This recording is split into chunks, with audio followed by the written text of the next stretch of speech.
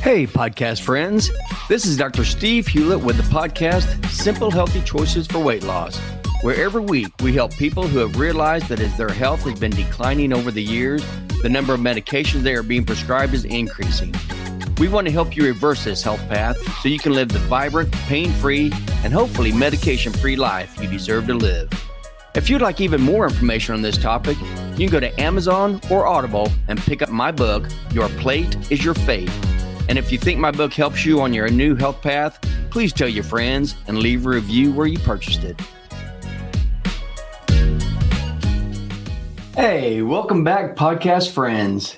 And in today's episode, just like the title says, we want to talk about sugar addiction. And I know I've already done a podcast on this, my episode 10 on why we are addicted to sugar. But today, instead of actually explaining how we become addicted to sugar and why we are, we're going to talk more about how can you tell if you're actually addicted to sugar. And if you are, maybe give you some hints on maybe how you can get off of this.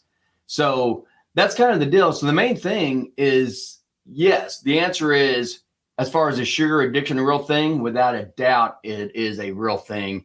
And most Americans, really all over the world, almost everybody in the world is addicted to sugar. And again, this is a new thing. This is not something that's gone on from the beginning of time. This is only something that's happened since we started our new dietary guidelines back in 1977. And that's when they told everybody that eating fat was going to make you fat. And we went on the low fat, no fat diets. And now, after those have been out for the last 35 years, now we realize that was absolutely the wrong information. The fat does not make you fat, and that it's actually carbohydrates that make you fat. And we've noticed this because just look around and see what's happened to everybody. Our type 2 diabetes has increased since 1977. Our obesity has increased. Our cancer has increased. Our skin conditions have increased. There have been just so many things that happened after we got rid of the good, healthy animal fat and we started eating all this ultra-processed man-made food. So that's why we are sugar addicted, because they've made us this way as far as the type of food that comes out with this ultra-processed food. Everything in it, box, bottles, bags, and cans.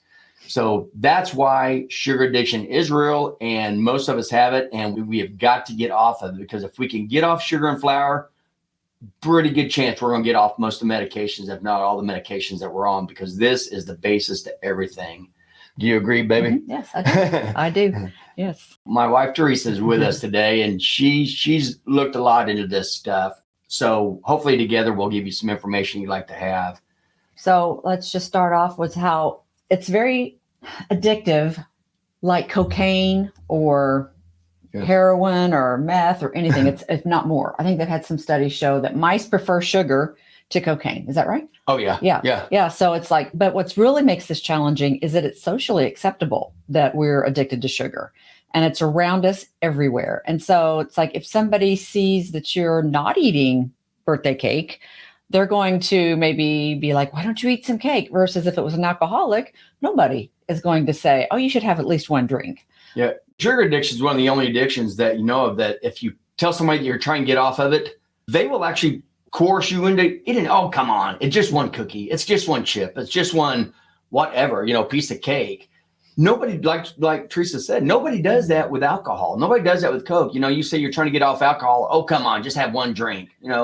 No good friend would ever do that. And same thing with smoking or anything when you're trying to get off of it. But with sugar, people do, because they don't realize how addictive this is and that everybody is actually addicted to it. And so they just think that you're going on some kind of diet, not realizing that you actually love your body so much that you don't want to put these poisons inside your body. You've got to know why, you're doing this. And we'll talk about that in just a little bit. But a big thing, where do you finish with that? Mm-hmm. Big thing is the intense cravings. This is one way. So we're going to go through some ways right now on how you can tell if you are sugar addicted or if you're beginning to become sugar addictive. And one of the biggest ways is to know if you have cravings, if you have intense cravings that you've got to have something sweet, and that's what you need to feel satisfied or energized, then that's a problem. Because if you are craving something like that, that is a sure sign of addiction and that you have dependency on the sugar. and or not even so much the sugar, but just the taste of sweet. And that's what we're trying to get people off of is you need to quit thinking that things don't taste good unless they taste sweet. We'd like to get you to change your thoughts to say, oh, wait, this tastes sweet. This is not good for me. This is getting ready to cause inflammation in my body. This is getting ready to cause my insulin levels to go up. This is going to cause me to become obese and have type 2 diabetes, because that's exactly what it is. So we want to get you off that taste of sweet. And that's one way you're going to know is if you're having intense cravings for this, then you know that you better start doing something quick before you lose control. Right. And just like you'll notice that you really aren't craving, a steak, probably. When you're having these types of cravings, you really just want sugar. You may not even actually be hungry. And so that's, or chicken breast, it's like, I don't want chicken breast. I want cookies, And go ahead. Yeah, go ahead. And that's another thing with cravings or with hunger. If you realize you're hungry, usually when you're hungry, it's because your body is malnourished. It's needing nourishment of some sort. But that's difference with sugar, because that's not your body telling you that you need sugar, because your body does not need sugar. Your body does not need any carbohydrates at all. It can turn all the protein it needs to into glucose. It can turn fat into glucose. You do not have to eat carbohydrates in order to get glucose in your body. Your body can make this without it. So that's something that we'll talk about also, because when you eat very healthy food, if you eat, a nice marble steak or any kind of a protein, animal protein with animal fat, you will find that you don't really get hungry, and you definitely don't ever have any cravings for anything, because you're actually giving your body the nourishment that it needs.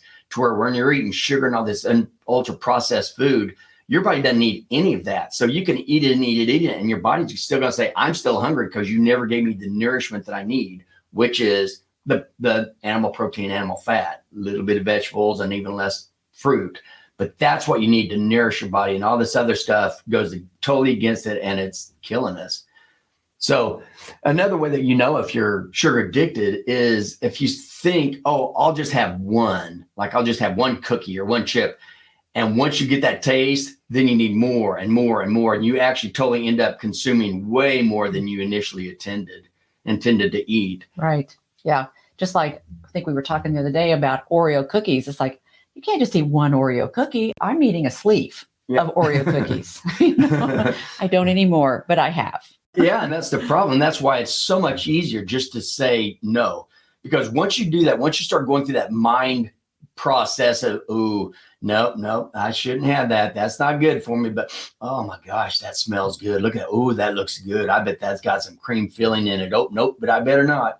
Once you start going down that path with your mind, you're going to lose. You will lose every time. With me, the way I have to do it is just say no. It's just that easy. Just say no, go on past it, and don't even get into the mind games with yourself, because you're going to find out that it's going to be very, very difficult to control your consumption when you start, and you just can't eat once you get that flavor of sugar in your mouth. So it's easiest, just don't take. And the food companies know this. This is why they put sugar in everything. Sugar and high fructose corn syrup, exactly the same thing, no matter what they try to tell you. Fructose is poison. It's toxic to your body. High fructose corn syrup is horrible for you. But they put it in everything because actually sugar is made up of both glucose and fructose. And glucose really isn't sweet. Fructose is the sweetness. And they actually have a thing called the bliss point. And food companies have to bring people in and they study to have different people look to see. They want it just sweet enough to where it tastes fantastic to you, but not so sweet that it's sickening. And that's called the bliss point. And they know this because that's what keeps you eating more and more. And then they even put it in their advertisements. I bet you can't only eat just one. Well, of course you can't eat only one, because they've gotten us addicted to this. So that is true. You shouldn't eat one. You should eat zero. Eat none of them. So what happens a lot of times whenever you're trying to lose weight, you're going to start a new, program or whatever, and you start cutting out the sugar and the flour. Well, you can probably do well for a few days, but then all of a sudden you're going to have some withdrawal symptoms. Maybe you're going to get irritable, have some mood swings, headaches, fatigue, maybe even get shaky. And then that's when people will quit, or that's when they fall off the wagon, I guess. And then, they're going to go have something sweet to make them feel better. And then they're like, oh, I guess I just can't do this. Well, that's just part of the sugar addiction. You're just going to have withdrawals. And it's fine to, if you do, mess up, but just remember it's part of the process and to get back on. That's why a lot of times what Steve says, just say no. So you're going to have a first 2-3 weeks that will be more challenging. But once you get over those humps, you're not going to have these symptoms anymore. And if you do have these symptoms, think about everything else that you can do to get away from them. You can drink water, always helps, because a lot of times you think you're hungry and you're not. You're just thirsty, but your body has the same signals for this. But you can always drink something, distract yourself, go for a walk, go read a book, go do something else that gets your mind off of it. And if you're going to eat something that is nothing but protein and fat. Eat whatever. Yes. Chickens or eggs, scrambled eggs are a wonderful thing. We'll do that in the middle of the afternoon. If for whatever reason we're just extra hungry this day, we'll scramble us some good scrambled eggs and put an avocado in there. And that's perfect. Great protein source, great omega-3 fat source. And you'll find out that your cravings will go. And as you continue to do this, you'll actually be over that hump where you aren't going to have the withdrawal symptoms anymore. Right. And if you don't think eggs or something healthy sounds good, you're just having a craving. You're not really hungry.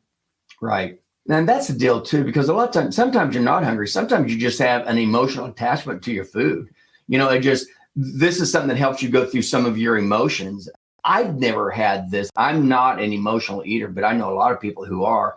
And they use sugar just as a way to cope with stress or boredom or anxiety or any other emotions. And that's something that we really don't want you doing. We definitely don't want you doing this, but don't do this to your children.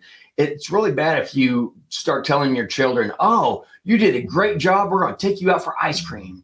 Well, now what you're doing without them realizing it and without you realizing it is now you've made your children think, oh, sugar is a reward. When I do something good, I should get this.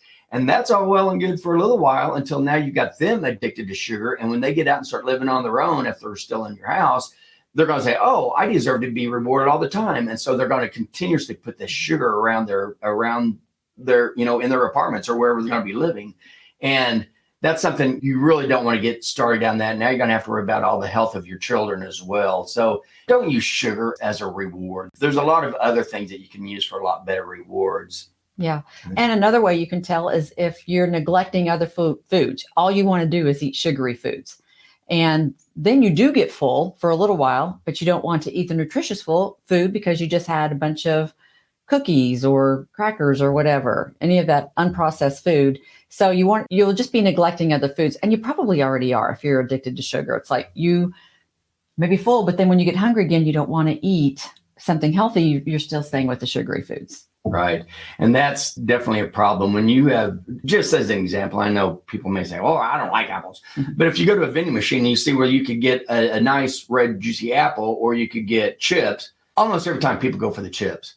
And the problem with this, now apple wasn't really a good choice, but the problem with this is when you eat these ultra processed carbs and you eat sugar, it will satisfy your stomach for a tiny little bit. Depending on how much you eat, it may keep you satisfied for maybe an hour or 2 hours.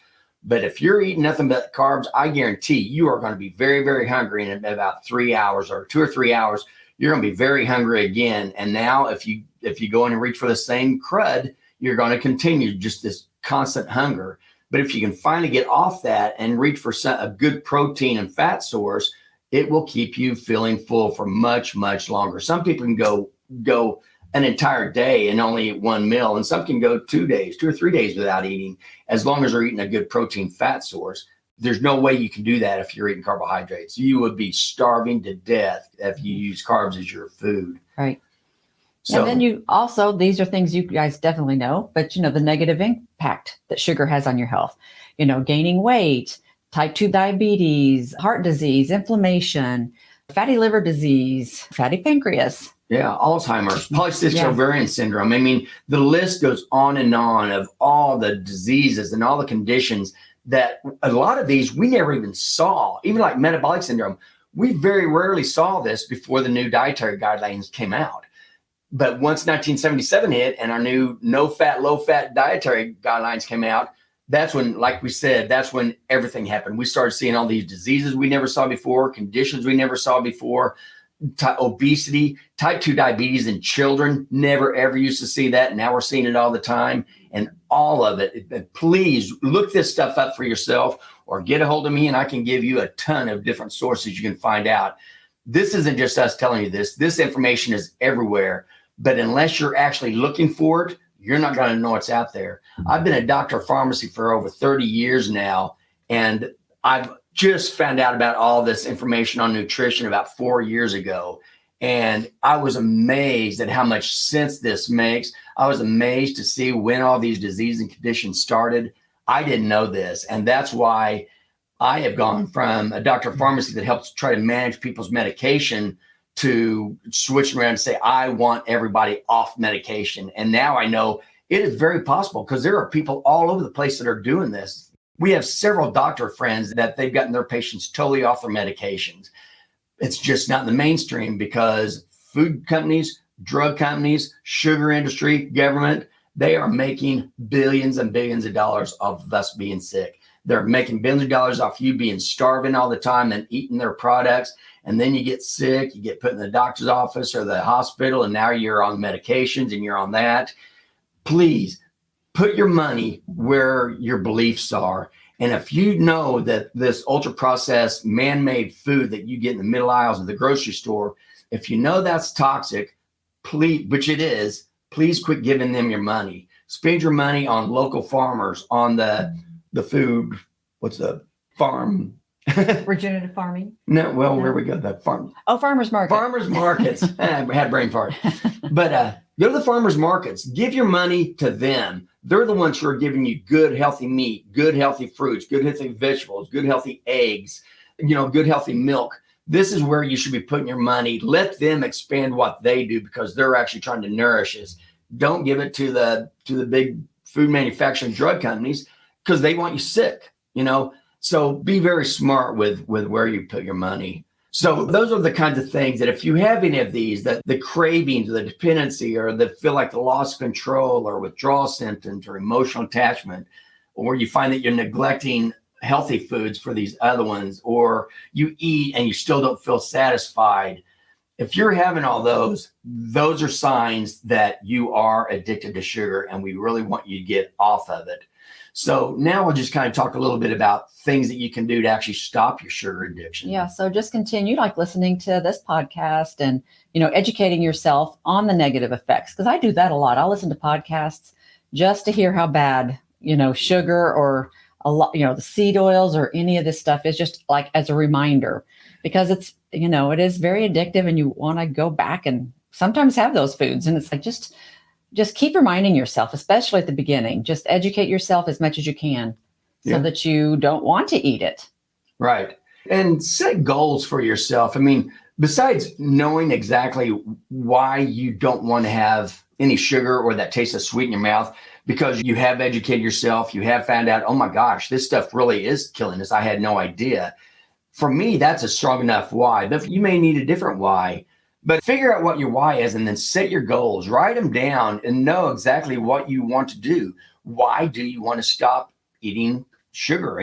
Why do you want to get off medications? Why do you want to stay out of the hospital?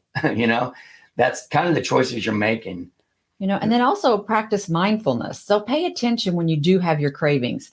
So like for myself, I will go into the refrigerator and look around for some food, even though I know that there is nothing there, definitely to snack on.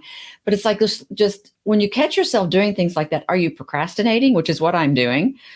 So it's like, pay attention to what's going on whenever you do have a craving, and then just maybe sit and think about it. And then just think about your goals again, give yourself 20 minutes, maybe get a big glass of water and see if that'll help. That helps a lot usually, or you could go for a walk, but still you need to stop and think, what is making me want to do this? And just like Theresa said, when she gets those cravings, she'll go to the refrigerator and look to see what there is in there. And there's nothing, because we don't buy that. We don't have that in our refrigerator. We have no food in our cabinets. It's just, we eat everything out of the refrigerator. But that is key number one. I mean, if you are really wanting to get off sugar, you're wanting to get off this ultra processed food, get it out of your house. Because I guarantee it, if you don't, you are going to be sitting there at night or get bored or something and think, man, something sounds really good. I want sweet. And you're going to go to the counter or go to your cabinet, open it up, and there's your sweet thing, and eat it. And now you've just negated all the stuff you did. Now, that doesn't mean you can't stop and say, okay, shoot, I screwed up right here. I'm going to do better next time. And that's perfectly fine. But do yourself a favor. Get rid of all that stuff now and come up with other choices, things that you can come up with. Because we do deviled eggs or even just hard-boiled eggs. We do that a lot.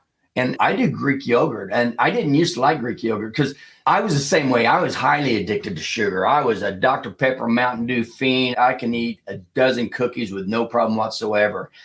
But once I started learning this and got off this sugar and everything, I've realized there's a lot better, healthier alternatives that I can grab when I go to the cabinet or to the thing. And so I get Greek yogurt, and I'm not going to taste a bitter now that I'm getting, that I don't put things that taste sweet in my mouth.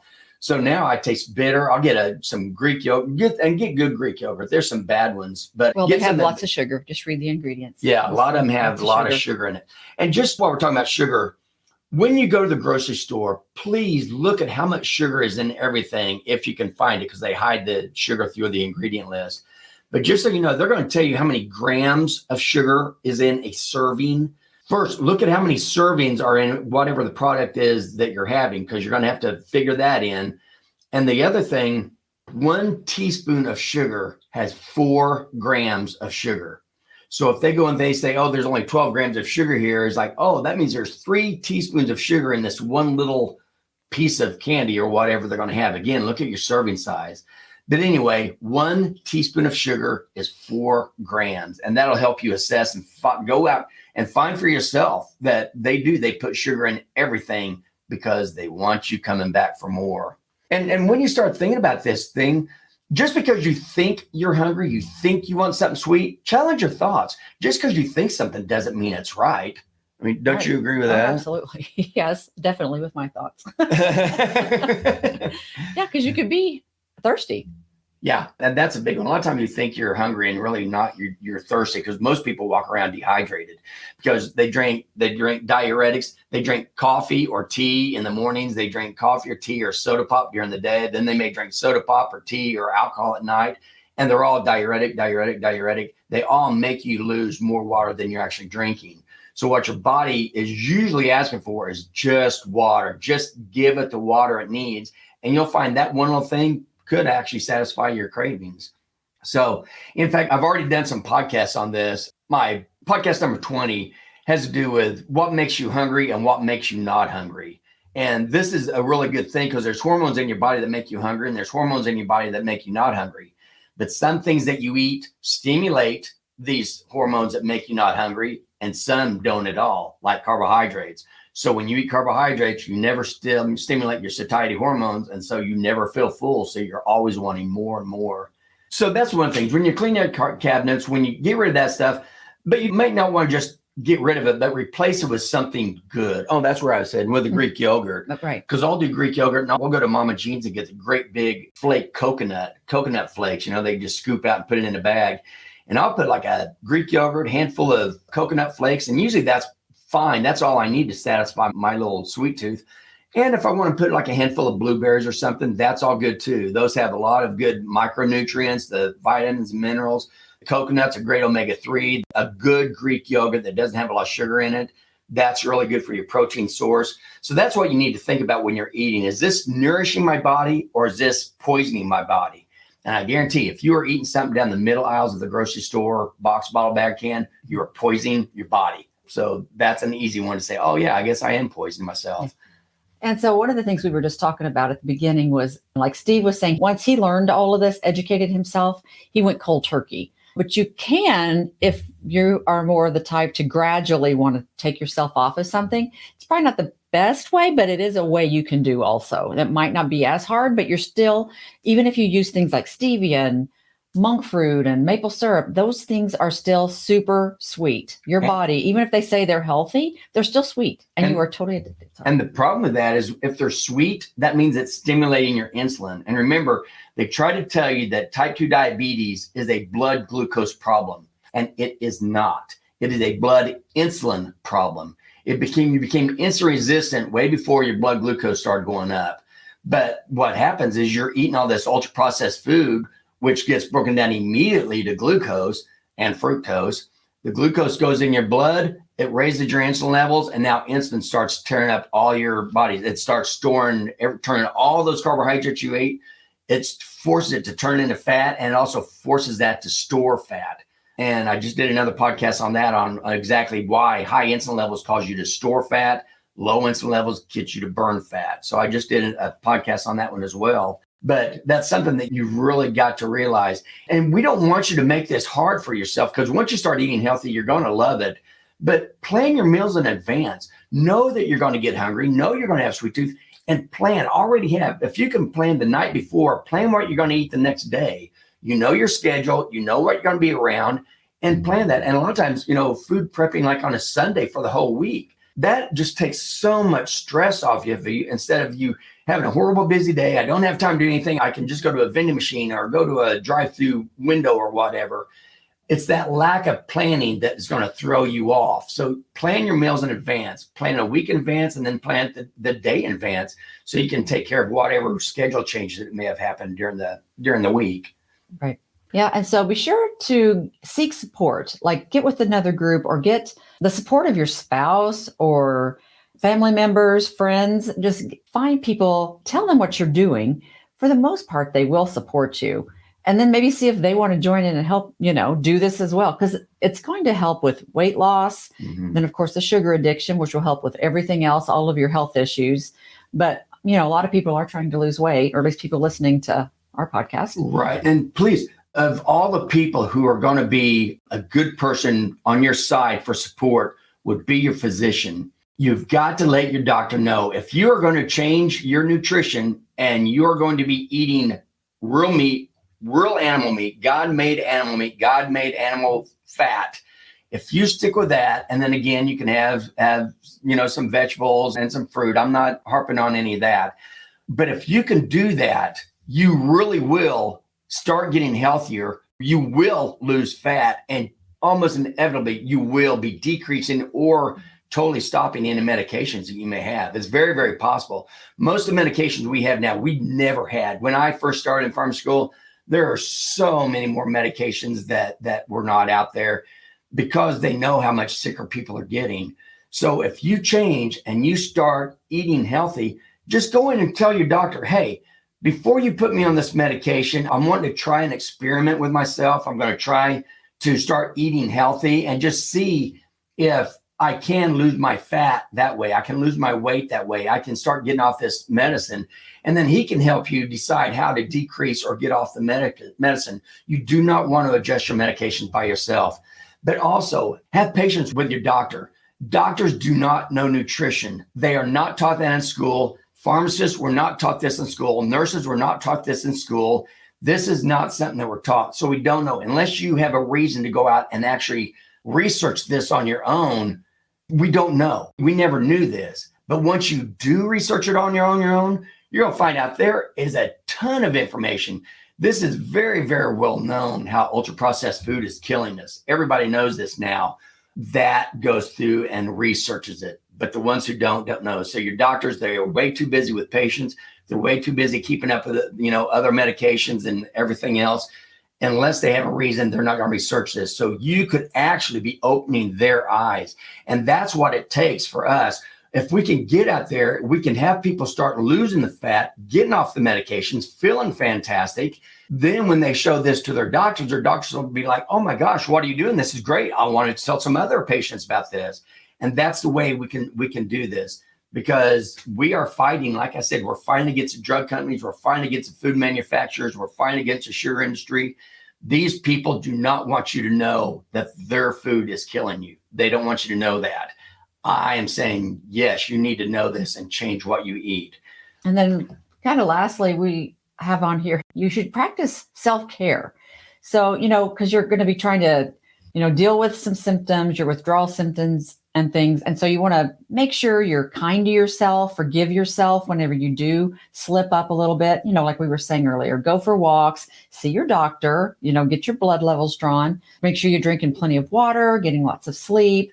And so these are just maybe a little exercising, which would be the walking, but, just make sure you're practicing self-care, taking care of yourself. And this is so important, everybody. We call it the news, the good news. That's NEWS for nutrition, exercise, water, and sleep. All of those are extremely important. And you can even add in there stress management. When you are stressed out, your body is constantly in an inflammatory state, and it's causing you to, again, raise your insulin levels, which causes you to store fat. So, and again, I did a whole podcast just on, is water really important? And that was podcast number 17. And I also did another podcast 18, is sleep really that important? So I actually did full podcasts on these just so you can realize that, yes, sleep, water, exercise, nutrition, stress management, these are all extremely important if you're going to be living a healthy life. Yeah. So just remember, this takes time. It's going to take work. And definitely at the beginning, it's going to be hard. But I know that everybody here is capable of doing some hard things. And then you'll feel really good about yourself when you're done. Yep, exactly. And that's huge. And you will start feeling great about yourself. And then people are going to notice that. And you will start attracting people who are happy about themselves as well. And this could totally change your life. I mean, if you are sick, if you're on meds and you can change your nutrition, you could literally change your life, because you will be a different person. You will be a happy, energetic, clear thinking person, and you will attract people like that to you. So be patient with yourself, love yourself. And that's, again, loving yourself. You know, right now, and I hate this, the food companies and drug companies, they're putting out all this information that you should love yourself. Don't worry if you're fat. You should love yourself no matter how you look. People, this has nothing to do with how you look. Of course, you should love yourself no matter how you look. However, if you truly love yourself, I would think you would want to put nourishment in your body and not poisons and toxins. And that's exactly what you're doing. So obesity, when I talk about obesity, this has nothing to do with the way you look. It has to do with how much organ damage you have inside your body, how horrible you feel, how foggy you feel, how lethargic you feel. You know, that's what I'm trying to get off of. You do love yourself no matter what, but don't say, oh, I don't care if I'm fat because I still think I'm beautiful. That is not the thing. If you are obese, I guarantee you have organ damage coming, and your future is not going to be a very good quality life. I've seen it over and over and over again. So you're right. You should love yourself no matter what. But if you love yourself, nourish your body and don't poison it. Exactly. So do you have any closing words, sweetheart? Nope, I don't. Okay. Well, I know we've talked a little bit, so we're going to go ahead and close this off. I hope this helps somebody, but that's all we have for today. So I want to thank you again so much for listening, and have a great week. And please remember, make simple, healthy choices to live a quality life. If you enjoyed this podcast, please hit the subscribe button below and be sure to tell someone else who may want to change their health path as well. And don't forget, you can also purchase my book, Your Plate is Your Fate, on Amazon or Audible. And if you do, please leave a review.